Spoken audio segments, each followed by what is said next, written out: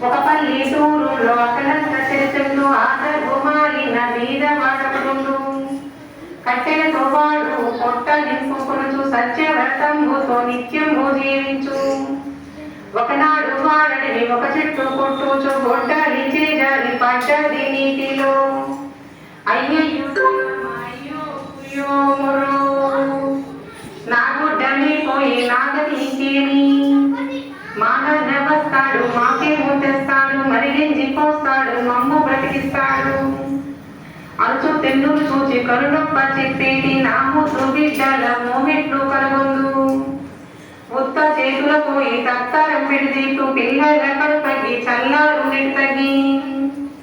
ఈగ తీగిలు మాడి నేవితూ నడిపాడి కలిపాడి దీనత ఆనది దేవత చెన్నారు కరుణతో అన్నాయం చూపించి రంగారు వన్నెల బంగారు గొడ్డలి చూపి నీవేమో చూడు మాయని కలిగి మిరుమిట్లు గొలుపుచు మెరిసేడి గొడ్డలి తిరకించి అతడి తన చేతులాడించి అది నాది కాదమ్మా అది నాది కాదు కోరనోయమ్మ ఈమో గొంగులకేమి ఈమి స్మీపసలేమి వెంటనే ఆదేవి వెండి గొడ్డలి చూప అది కూడా నాది కాదని వాడు తల తిప్పే